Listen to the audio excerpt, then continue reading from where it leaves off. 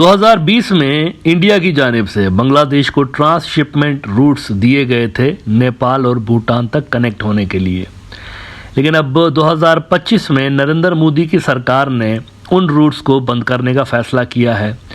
Now Modi के इस decision के ऊपर इंडियन मीडिया कल से लेकर बड़ा ज़ोर शोर के साथ प्रोपेगेंडा कर रहा है और बहुत कुछ वो लिख रहे हैं। इंडिया का तकरीबन हर बड़ा न्यूज़ आउटलेट इस पे लिख रहा है।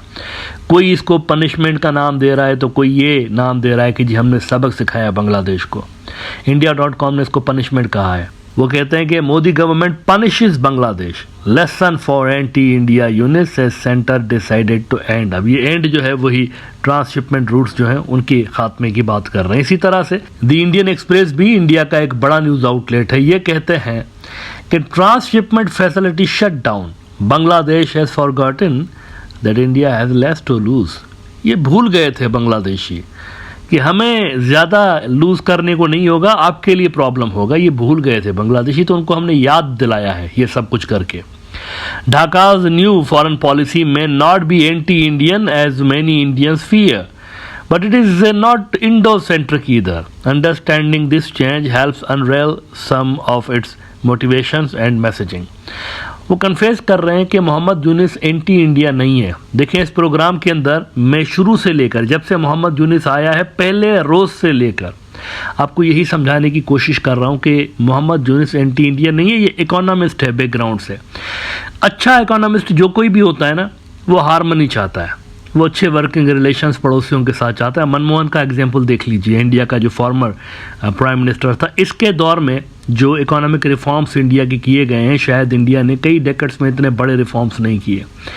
तो उसके दौर में भी आप देखें पाकिस्तान के साथ ये टाइज बेहतर बनाने पे काम कर रहे थे। वो भी इकोनॉमिस्ट थे ना। इकोनॉमिस्ट चाहते हैं कि डिस्टर्बेंस ना हो, इस तरह की कोई पॉलिटिकल डिस्टर्बेंस ना हो, ताकि ट्रेड स्मूथली चलता रहे। ये उनकी ट्रेनिंग का और उनकी मेंटलिटी का हिस्सा होता है। यूनिस की भी ऐसी ही मेंटलिटी है। वो एंटी इंडिया नहीं है और ना ही वो इंडिया से ताल्लुकात ख़राब करना चाहता है, लेकिन वो इंडिया सेंट्रिक भी नहीं है। ये फ़र्क है असल में। देखें ना, इंडियन एक्सप्रेस ने कन्फेस किया है। वो कहते हैं but it is not Indo centric इधर, यानी इंडिया सेंट्रिक जो पॉलिसीज़ थी पहले शेख हसीना की कि हर बात में पहले इंडिया को घुसाओ, पहले इंडिया बाद में दूसरी बात, बांग्लादेश का नेशनल इंटरेस्ट भी बाद में, पहले इंडिया। ये नहीं है मोहम्मद यूनिस के अंदर आदत, और इससे इंडिया ज़्यादा परेशान है कि ये तब्दीली क्यों आई है। कहते हैं India's halting of the transshipment facility that was being extended to Bangladesh simply put the denial of permission to transport Bangladesh goods through Indian airports and ports has set off alarm bells. This alarmism is perhaps a bit premature. Nonetheless, this marks the first instance of actual non-verbal escalation between India and Bangladesh after the ouster of Sheikh Hasina.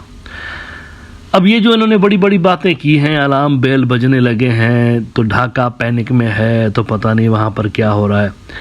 इस पे मैंने ज़रा ये जांचने की कोशिश की कि यूनिस की सरकार जो है, यूनिस एडमिनिस्ट्रेशन के जो रेलेवेंट लोग हैं इस विषय में, उनका क्या रिएक्शन है।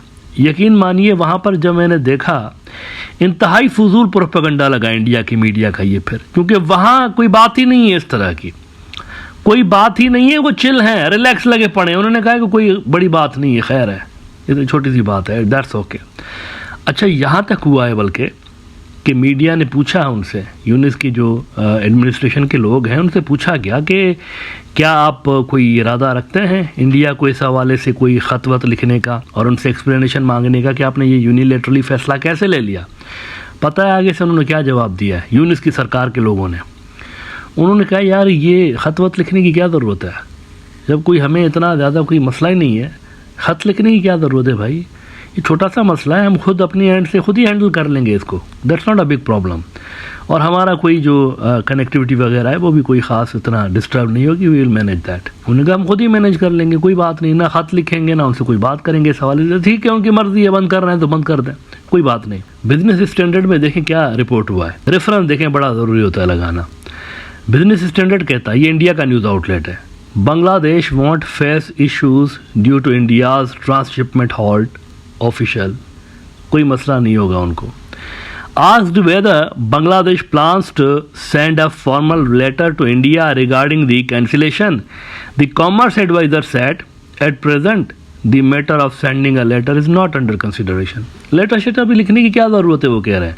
एक छोटा सा मसला है, हम देख लेंगे इसको, खैर है, लेटर लिखने की भी ज़रूरत नहीं, इतना बड़ा मसला नहीं कि लेटर लिखे इसके लिए। ये सूरत हाल है। इंडिया का मीडिया देखे क्या लिख रहा है, पनिश कर दिया, और दूसरा कह रहा है अलार्म बेल बज गए ढाका के अंदर, और ढाका वाले कह रहे हैं यार क्या बात कर रहे हो, कोई मसला ही नहीं है, ये तो छोटा सा मसला है।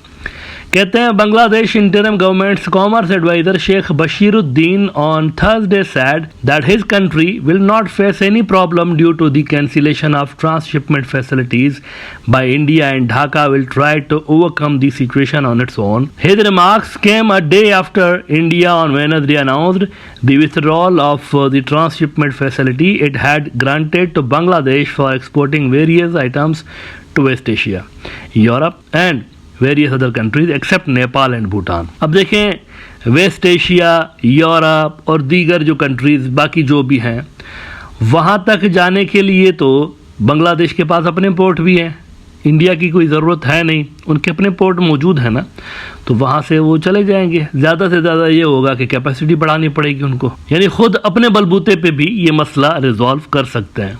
कहते हैं just yesterday discussions were held with business representatives from various sectors, even buyers were present. We will attempt to overcome the crisis through our arrangements, Bashiruddin was quoted as saying by Bangla language newspaper Prathamalo। अच्छा, जब उनसे पूछा गया कि वो ख़त के बारे में कि क्या इंडिया को ख़त लिखेंगे और उनसे क्या एक्सप्लेनेशन मांगेंगे कि ये क्यों किया उन्होंने, इस पे वो कहते हैं he said Bangladesh is working to ensure that there is no deficiency in competitiveness through its capabilities. Commercial capacity will be enhanced simultaneously.